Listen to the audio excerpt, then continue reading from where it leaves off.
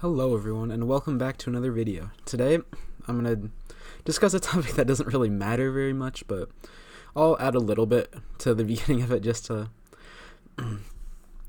just to make this video somewhat important. But I kind of just wanted to I'm just going to talk a little about my view on whether water is wet or not, cuz that's a topic that comes up a lot when I'm with people and people don't know what the hell they're talking about. Doesn't like the arguments people make don't make any sense. But to begin with, I'm just gonna explain why this isn't actually a really important topic. I think I'm just gonna do it more for fun, just because I want to try to talk about this and clear up some misconceptions, But whatever. I think the purpose of philosophy is more for more applicable questions of life, and as this is not really super applicable to life, this isn't interesting philosophy for me. This is just like a fun word game or something goofy like that. But that's not what philosophy is. Philosophy is not simply about playing games with words, or that's what a lot of philosophy has become, because a lot of philosophers don't take philosophy that seriously. They just simply play with words and ultimately arrive at conclusions that are completely meaningless and don't add any what's the word I'm looking for? I don't know. They don't help with life at all. They don't benefit the people who learn the philosophy. And I think different, like, is water wet? Or if a tree falls in the forest and nobody's around to hear it, will it make a sound? Or like the trolley problem, like, would you want to kill 5 people or turn the lever to kill 1 person?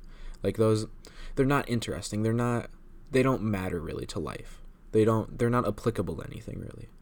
It's all those like lifeboat questions or all the like word games questions. That's not interesting philosophy to me. But, I'm just going to do the water's wet thing for fun because I get in arguments with people about this, and yeah, people are kind of stupid. But yeah, so that was the important part of the video.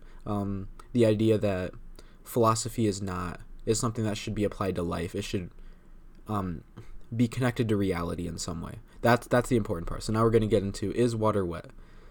So to begin with, let's get a decent definition for wetness for now.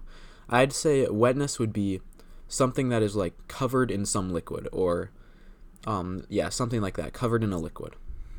Now, is water wet? Is water covered in a liquid? So I would say the answer is yes, because every single individual particle of water is surrounded entirely by another liquid. Obviously itself, it's water. Like, it's surrounded by the water. So I'd say obviously water would be wet based on this definition. I've never heard that definition argued against. I've never heard anyone offer another definition. So I'd say under these current definitions, water would be considered wet.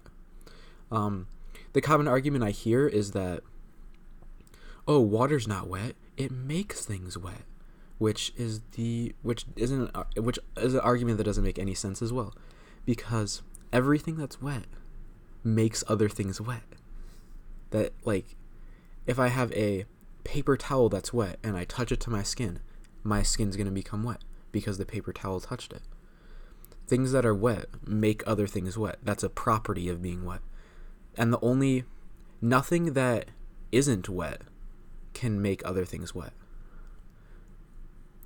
If something isn't wet, it can't make other things wet. That's a property of being wet,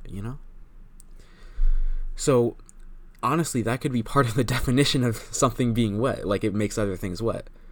If something that makes other things wet is wet, that's part of what it means to be wet. So yeah, obviously water is wet. Thank you guys for watching. That's all I have to say for today. Hope this video, the insignificance of this video, didn't scare you guys away for the people that want actual content.